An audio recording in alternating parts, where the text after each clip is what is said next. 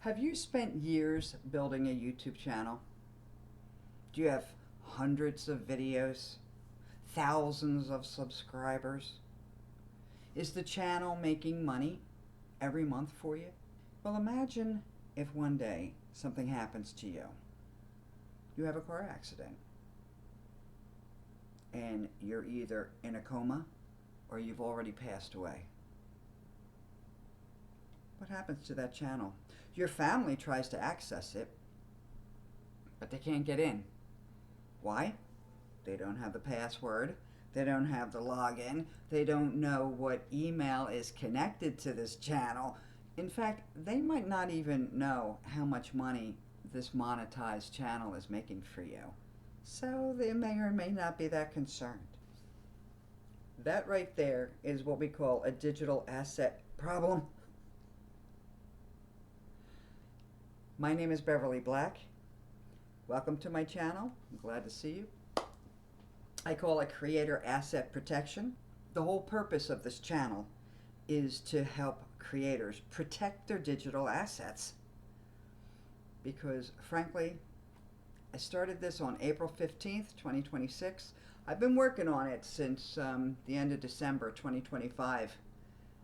And the whole reason I started it was because I wondered, well, what the heck happens to these channels when somebody passes away? The creator passes away, what the heck happens?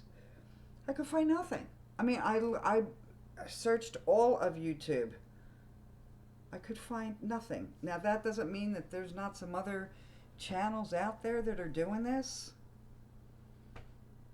I couldn't find anything. I found Rob the Maritimer had one video up from about a year ago where he gave a little bit of advice, but he kept saying, but I'm not a lawyer, I'm not a lawyer. Plus he's Canadian, so I'm not sure if the rules are different up there. And I thought, well, I am a lawyer. I wonder if I could start a channel about this.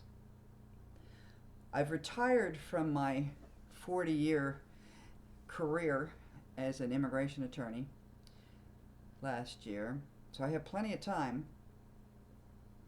I thought, well, I'm going to rise to the challenge. Well, it is a challenge, let me tell you, because there ain't much out there. It is unbelievable. I went looking through CLEs, continuing legal ed, to see what they have about digital assets. There's nothing. PBI, that's Pennsylvania Bar Institute, offered no CLEs about digital assets. Lexvid, which is a big national CLE company, they offer nothing. I did find one from National Business Institute. They offered, it was one of the bullet points in their estate planning. They had, they're going to cover this, this, this, this, this, and this. And one of those bullet points was digital assets. I thought, shoot, I'm going to have to do this old school. So I started to look up case law, which again, not a whole lot of case law out there about it. I had to look up the statutes, which every state has a statute about this. I had to read Google's terms of service because Google owns YouTube. And, this platform that you're on, all the rules are set by Google's terms of service. And if you haven't read them recently, you should. Sit down. They're not that hard to read. I'm planning on maybe doing a video about that. I think people's eyes would glaze over if I did that, though. But so I did it old school. I'm looking at the statutes and I'm looking at the case law. And in fact, I was just reviewing that right before I'm filming this right around St. Patty's Day, 2026. And so I was I was looking up on ChatGPT just to get some ideas about, what are some important cases for, YouTube creators. And there was one that caught my eye that basically, the holding basically says there are no, you'll love this, there are no First Amendment rights for anybody who posts on YouTube. I'm like, Okay, I just printed it out. In fact, I just printed it out on my printer. I'm going to sit down after I finish filming this. I'm going to sit down and read that sucker. That's out of California, por supuesto. Um, what was the name of that? That's Prager University versus Google. I believe that is. I'm going to sit down and read that one. I will definitely do it. I'll definitely do something on that. But I digress. Okay, shush. I do this. I'm sorry. I do this. You know, I kind of go down rabbit holes and stuff. So anyway, you got a digital asset protection problem. If you don't, if your family or your colleagues or your best friend or whoever doesn't know how to access your channel and something happens to you, they're going to have a problem. So let's get into this.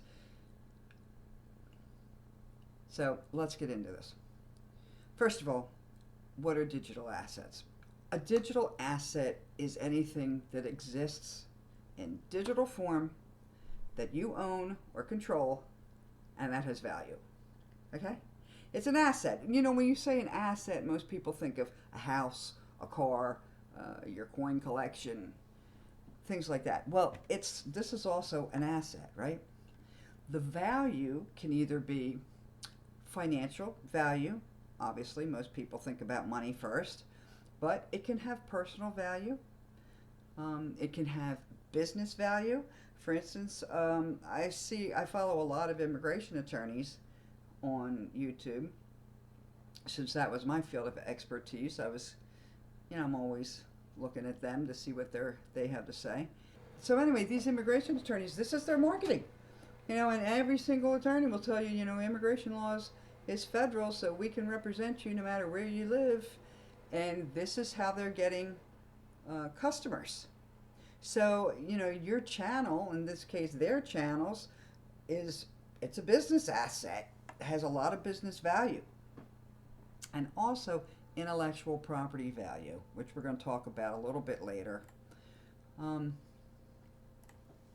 So basically, if it exists online and it belongs to you, it's probably a digital asset. And here's the key, as I mentioned, that most people don't realize. Digital assets are property. Okay? Just like a house, a car, or a bank account. It's actual property. The difference is that, like, cars and houses have a physical location. Digital assets don't necessarily. They're stored on servers and in the cloud and on platforms like YouTube. And because of that, a lot of times people forget they even exist. And although this particular video is meant for creators, YouTube channel creators, but you don't have to be a YouTuber, you don't have to be a big fancy influencer, or even a business owner to have a whole lot of digital assets. The average person already probably has dozens. Can you name a few of them? Some common examples. Number one, your financial digital assets. These include anything with monetary value. So that's going to be cryptocurrency wallets. That's going to be PayPal accounts. That's going to be online banking accounts, Venmo balances, stock trading accounts, NFTs. Some people have 6 figures or more stored in accounts that only exist digitally. And last but not least, don't forget about domain names. They can be very valuable digital assets. Some domains have sold for millions of dollars. And yet many people, they store their domain registrations under accounts that nobody even knows about. Imagine if somebody in your family had to figure out your system so that they could begin to so that they could begin to access your cryptocurrency account, your YouTube account, your Gmail, your your PayPal account, Your stock account, I mean, would they even know where to begin? Well, we're going to talk about how you can fix that, and you really should. That's basically at the end, but if you put your little thinking cap on, I'm sure you can figure out what I'm going to say. So, content, so okay, so we're talking about financial ones. How about content-based digital assets? These are, of course, are very important for creators. And the very first thing that you think about, examples, are YouTube channels, Instagram accounts, TikTok accounts, apparently even Facebook, podcasts, and monetized blogs, online courses. Do you have an online course? These assets can generate ongoing income, right? Which means they behave like businesses. So you have to, I mean, I'm sure you're already doing this, but I'm also sure there's some of you that aren't. Listen, if you have a successful YouTube channel that's monetized, it's not a hobby. Don't treat it like a hobby. It's a business, and you have to act like it's a business. And that means, yes, you have to plan. Yes, you have to have some systems involved. It's a revenue producing asset. Respect it. Okay? Another one, intellectual property. And now what do I mean about that? Obviously, the first thing you're going to think about are your videos. You've got hundreds of videos up there. Well, that's all intellectual property for you, right? There's music, there's ebooks, there's photography, there's your online courses that you've created, software, graphics, and designs, things like that. If you've created it and it exists digitally, it may have some copyright value. And that copyright can be licensed, sold, or inherited. Licensed, sold, or inherited. Another type of another type of digital assets are personal digital assets. So they might not be about money.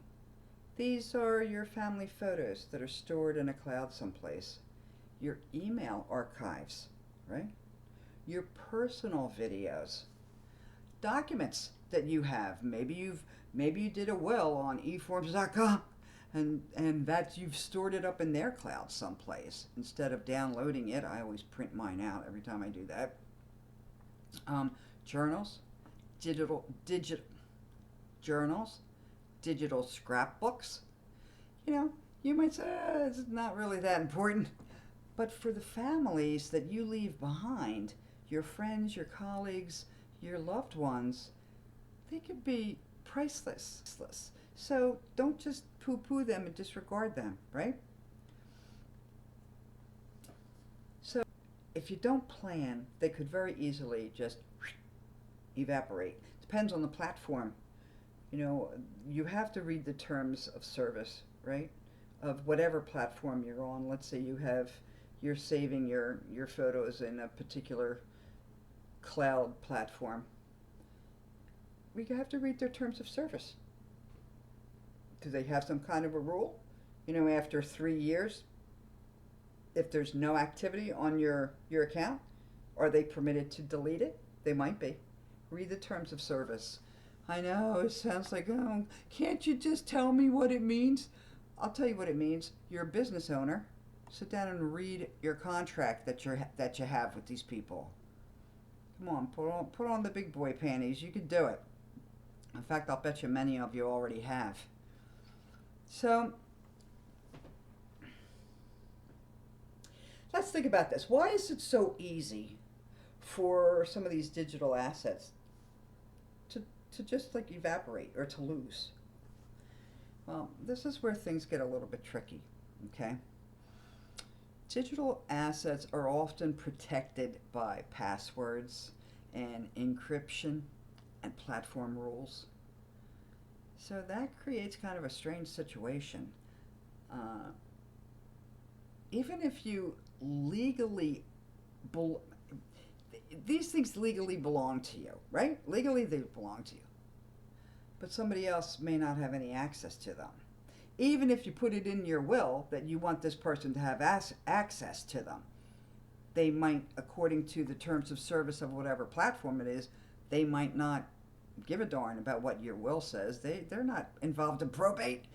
It's all according to it's. Think of it this way: if you bought life insurance 10 years ago, you had two adorable children. As the years have gone by, one of them, let's say the son, has been so attentive. He lives with you, he does everything for you, he takes you to the doctor, blah, blah, blah. The daughter, on the other hand, went off and married some ne'er-do-well, had 3 kids with him. She never speaks to you. She moved over to the coast.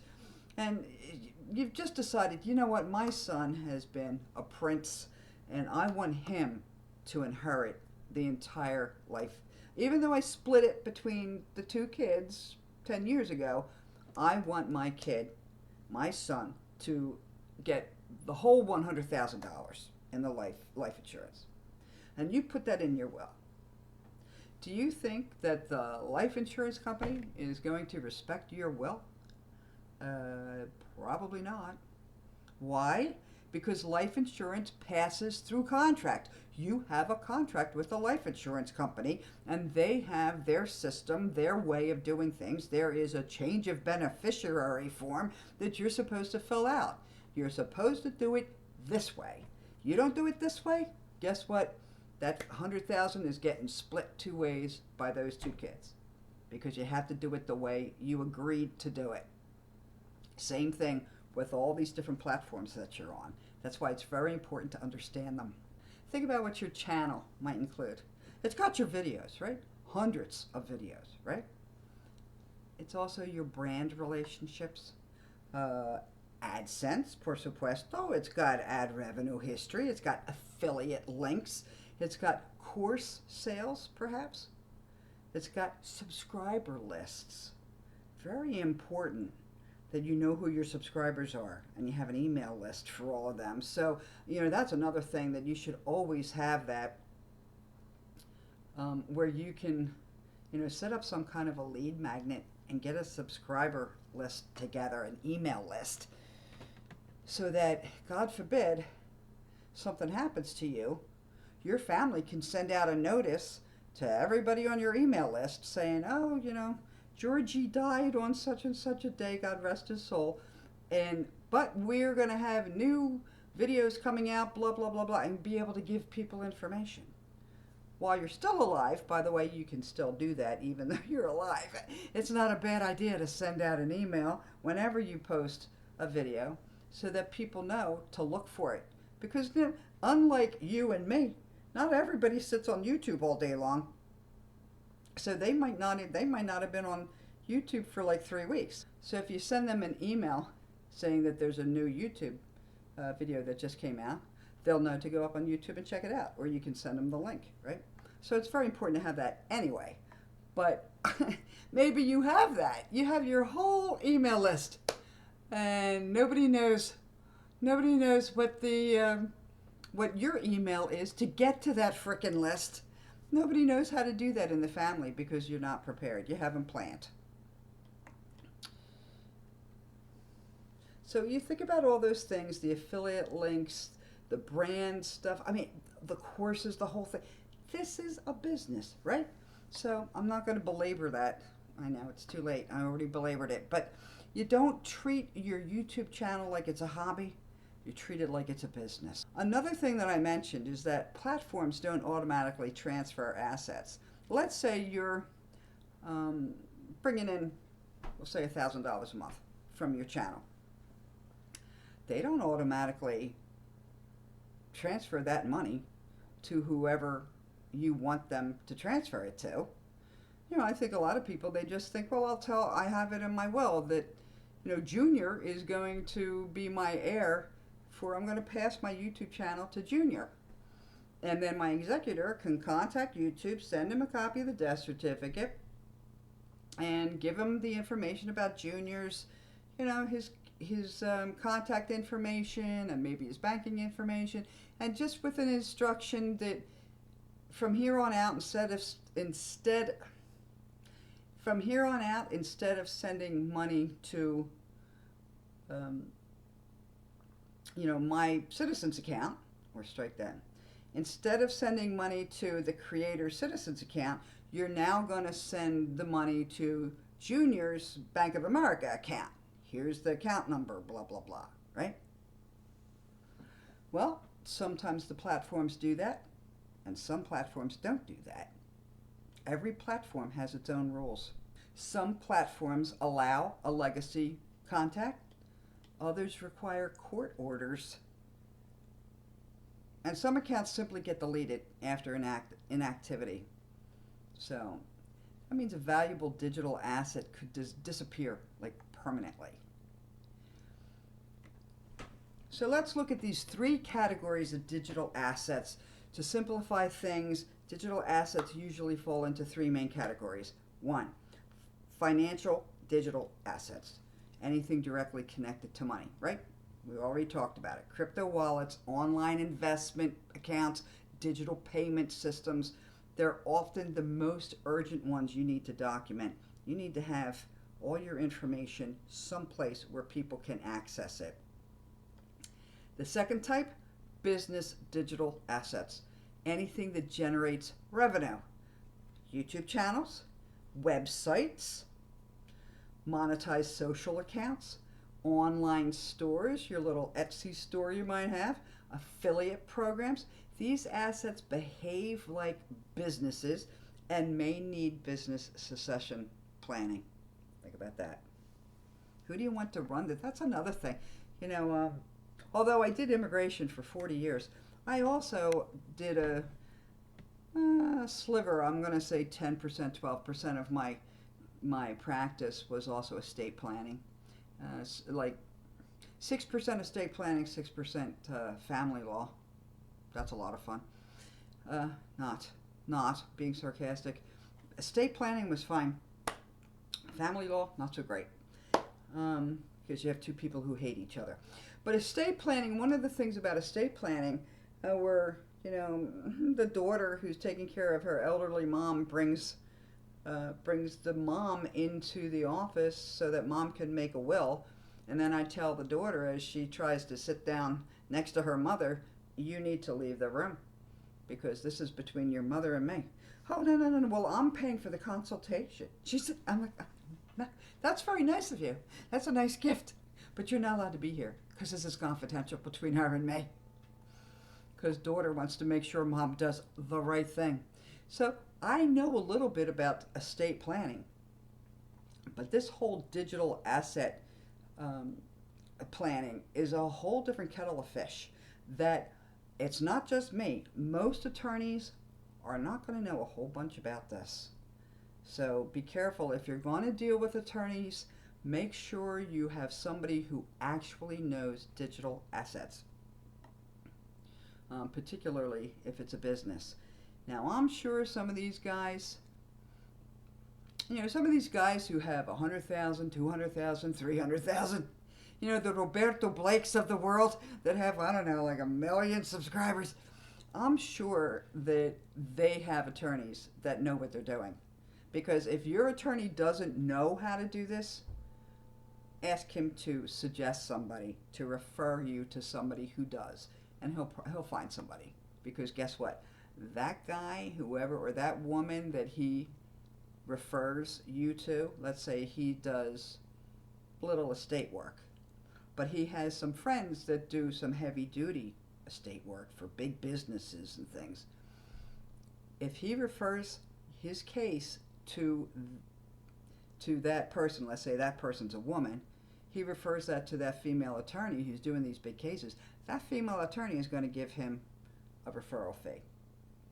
So normally they will refer out cases because the whole reason for doing that, they're not allowed to give referral fees to like taxi drivers or, I knew this attorney in Philly that, the guards at immigration, he gave the guards his business cards, a whole stack of business cards. And anytime somebody got picked up, the guards would give the immigrants that are now going to be put in deport this guy's business card. Not allowed to do that. Not allowed to do that. But you are allowed to give referral fees to other attorneys, because the whole idea behind that is that you don't want, particularly a newbie, you don't want a new attorney that says, oh yeah, sure, I could do that, yeah, I could do that, yeah, I could do that, when they don't know diddly squat about this. And then they cause all kinds of problems for clients. Better to give them the opportunity to hand this case off to somebody else, and then they get, generally, it's like a third, depends on where you are, different places, and different types of law will give different amounts of referral fees. But you'll get some kind of money back, just so that you don't screw up this case. So make sure, if you are going to use an attorney to start doing some of this business planning, which I'm not saying you have to, okay? But if you would feel more comfortable using an attorney, make sure it's somebody with experience. And if you don't know who that is, see if you can talk to your current attorney, and if he can ask around and find somebody who does know how to handle those cases. And then let him, don't just go to this person, or, well, you could do that, but make sure they know that your attorney referred you to them. Because, trust me, that attorney, your attorney, is going to want some kind of kickback for that. It's not allowed to be called a kickback, but I'm from Philly. I call a spade a spade. A kickback's a kickback. Okay, moving along. Personal digital assets. These include memories, personal information, photos, emails, documents, personal videos. Like I said, they might not generate any money, but they can be incredibly important to the family, so don't poo-poo them. So, wow, we're already down to section 8. Why are digital assets becoming more valuable? It's kind of a no-brainer, think about it. Digital assets are becoming more valuable. Why? Because there's so many more of them. So many businesses are only businesses online. You know, you're not going to see a brick and mortar building that you can go to, knock on somebody's door and just walk in. So many of the businesses are moving online. That started with the pandemic, when everybody had to stay home, and it's like, shit, I could do this from home. Why spend all that money? Why spend all that money on rent? I could just do that. I have an office in my room. Strike that. I have a room in my house. I have a room in my house that I can use as an office. Which, by the way, I'm moving out of here. I have an office downstairs, but I've been stuck up here for a number of months because there's renovations going on downstairs. And I absolutely hate it. This is my youngest sold bedroom, and I can't stand it. I need to move out of here and go back downstairs. But anyway, so a lot of people, they went up online. They stopped renting space. They moved their printers and their computers and stuff back to the house, and they moved their businesses to online. You know, there are a lot of creators. In fact, I'll bet you some of you are just like this, where you're building an entire career on digital platforms. I watched this guy. What the heck's his name? It's Red Leather something. What the heck's his name? I forget. He's a very interesting guy. I don't even know how I got him, but he's got these beautiful eyes, and he just does commentary on stuff. He does reaction stuff, I think. I don't know what he's worth, but he's worth some money, and he's built his whole career on his YouTube channel. And I don't know, but I would presume he's also, because aren't they all? They're not just on YouTube. They're on Instagram. They're on TikTok. They're on this. They're on LinkedIn. They're all over the place. So people are building an entire career just online in these different platforms. YouTube being probably the most lucrative, I would think. And you know, think about it. Most younger people now own more digital assets than they own physical assets. You know, they don't have a house. You know, maybe they have a car. They've got one car and maybe they've got a camera and a computer, and yet they have a list of 15, 16, 17 different digital assets that they have. And that's only going to accelerate. So it becomes more and more important. But unfortunately, the legal systems, the planning strategies, they're still catching up. You know, I think I mentioned that I couldn't find a CLE on this. I wanted to find a continuing legal ed class that I could talk, I'd strike that I could just take about digital assets and protecting them. Goose egg. Nothing in CLEs. And I need 12 CLEs a year to maintain my license to practice law. So, you know, as usual, the legal system is behind the times. Let's talk about what you can do, okay? Very important. It's a very important first step. The first step in protecting your digital assets is to make an inventory. Sit down. Well, I don't know. I was going to say don't do it on your damn phone, but a lot of people do these things on their phone. I don't understand it. But I would do it on paper and pencil just to be able to jog your memory. But you do it however you want to do it. But you need to make an inventory. What's that mean? You have to write down every platform you use, every account that has value, every website that you own, every domain name that you own, every revenue stream, have it be an affiliate program, some sponsorships, include the passwords in that list, the email connected to them, like whatever you might need to do to log into them. Because you can't protect any assets that people don't know about. If people don't know about them, if something happens to you, you might as well just kiss those assets goodbye. That sounded kind of funny, but you know what I mean.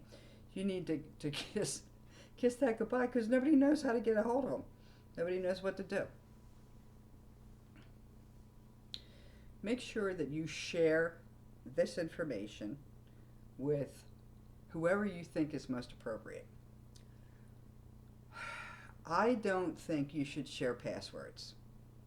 However, if by now I would think that you know that your YouTube channel, if it's monetized, needs to be a brand account, not a personal account. Personal account is like a hobby. Brand account is like a business. And if you have a brand account, you can put in managers for that, and they can have access to your account, and they have their own passwords.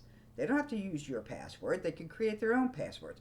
Same thing if you want to have a co-owner. Let's say you want Junior to be the owner of this. God forbid something happens to you. You want Junior to be the owner. Talk to him. Sit down and have a discussion with this guy and see if he wants to do this. And if he does, make him a co-owner on your account. Then he's not going to have any problem getting into your account when the time is important. Because then he won't have any problem getting into the account because he's a co-owner. At least a co-manager. Have you read those terms of service from Google? You should. Sit down. Set a date on your calendar. Number one, to read the terms of service so that you know what exactly you've agreed to. Also, while you're doing that on the calendar, make an appointment with yourself. A deadline, not an appointment, a deadline that by such and such a date, you are going to have your list of all your accounts, all your websites, all your domains, all, whatever little store like I have a Buy Me a Coffee. So far, I don't think one person has bought me a coffee, but I have a Buy Me a Coffee account. Who knows? I could pass away and suddenly 300 people decide, oh my God, I always wanted to buy her a coffee. Make sure anything that could be a potential stream of income for you is on this list. Make an appointment with yourself to do that. No, make a deadline. It has to be done by such and such a date. I mean, we all know that taxes, unless you file for an extension, Taxes have to be paid by August 15th. Strike that. Taxes have to be paid by April 15th. So guess what? Everybody somehow manages to get their taxes paid on April 15th, or they file an extension. Somehow, when there's a deadline, oh my God, Christmas is the 25th. Oh my God, and I'm going to be seeing Nana, and I still haven't gotten her that thing she said she wanted. Guess what? By the time you walk into Nana's house, you have the thing that she wanted. Why? Because you hit a deadline for it. Put down on a calendar the deadline when you want to have your list of your digital assets, and also make your own plans about who you want to have in charge of this. I'm going to have a video up fairly soon, if it's not already up, about what's the difference between an executor, like in your will, like your executor, or a digital executor. I'm also going to have a video about a digital asset plan. In fact, I'm planning on having some. I haven't done this yet because it's only it's March 18th. And this doesn't launch until August 5th. Strike that. Why do I keep saying August? This doesn't launch until April 15th, so I still have a month. But I wanted to see if I could like create some PDFs and stuff, like checklists and things like that. But I haven't done that with my Immigration and You channel, so I have to learn how to do that. But eventually, I am going to be able to have various PDFs. There's like a kit that I have. Stop.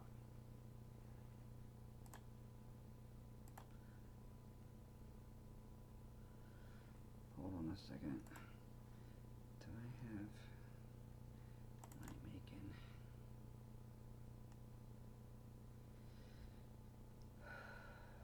Digital projects. You know, I have like a couple of digital products I was thinking about making for this. One is a brand channel versus personal strategy. One was like a brand channel versus personal channel strategic guide. Another one was a creator digital asset prediction. Oh, strike that. This is another one was a creator digital asset protection blueprint. Another one is digital products for. Okay, what the hell? Another one is a YouTube legal compliance checklist I was thinking about putting up. Oh, a creator legal starter kit. That's what I was thinking about doing. A creator legal starter kit, essential legal templates for new and growing creators.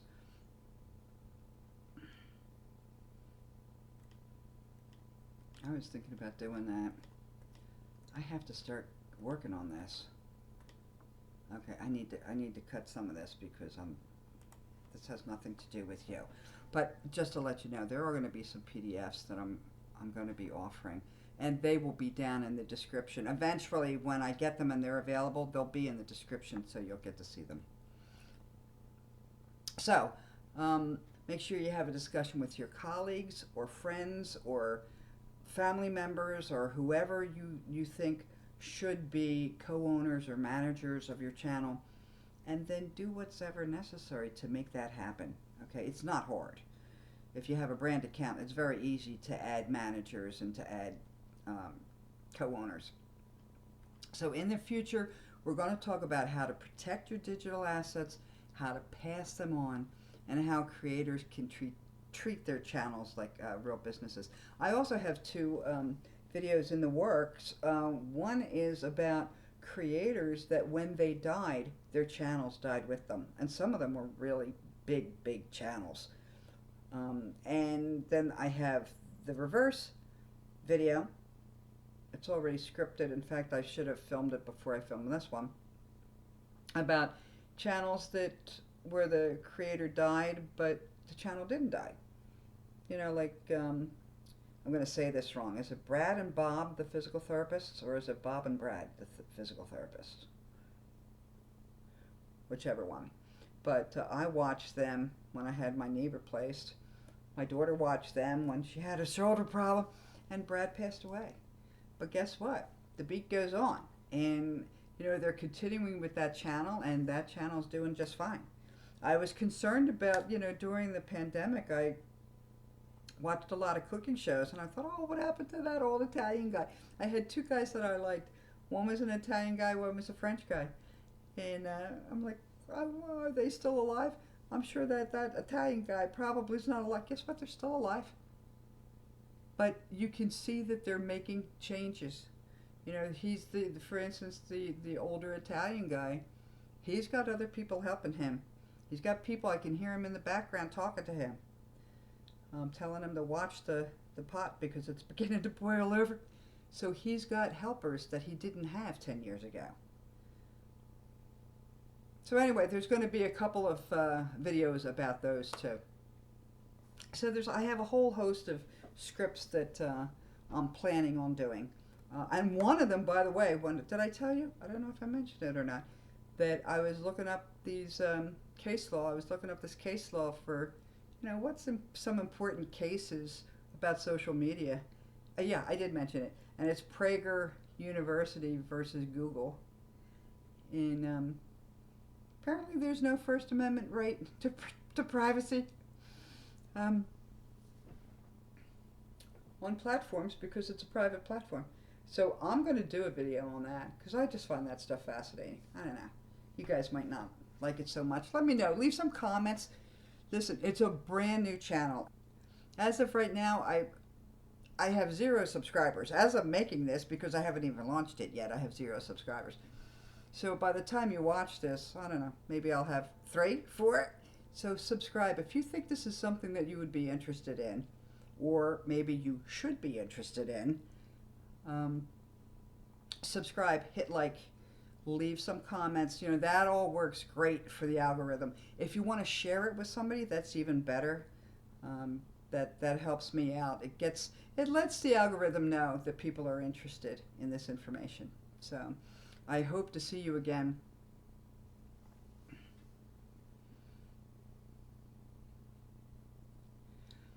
Strike that. 3, 2. So I hope to see you again. I'm sure by the time this launches, my plan is to have at least 3 or 4 videos up for the 15th of August. This is the 3rd time I have said August instead of April. My plan is to have at least 3, possibly 4 videos up by April 15th. Because I want people to have an idea of what this channel is about and that they have something to look at. Not just, I don't ask you to subscribe after watching one video. I mean, you should go in and watch a couple of the other videos and see what you think. And if you like it, please hit subscribe.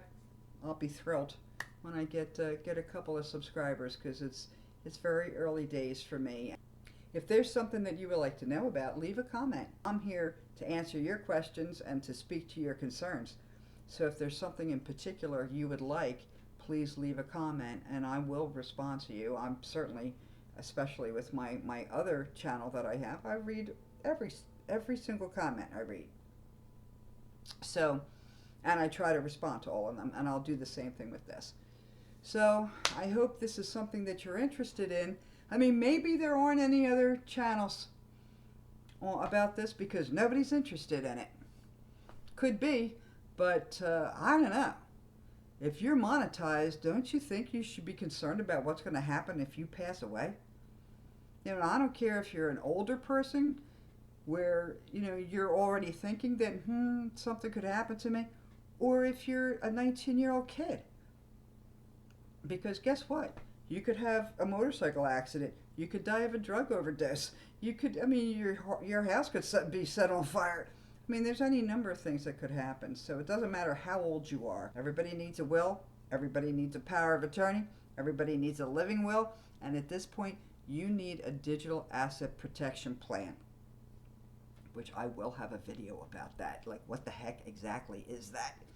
I'll have a video coming up. In fact, it should be by April 15th. It should already be up here. So thank you very much for spending some time with me. I hope you learned something. And I hope to see you again. And please hit subscribe. Oh, and buy me a coffee. Nobody ever buys me a coffee. I'll talk to you later. Bye.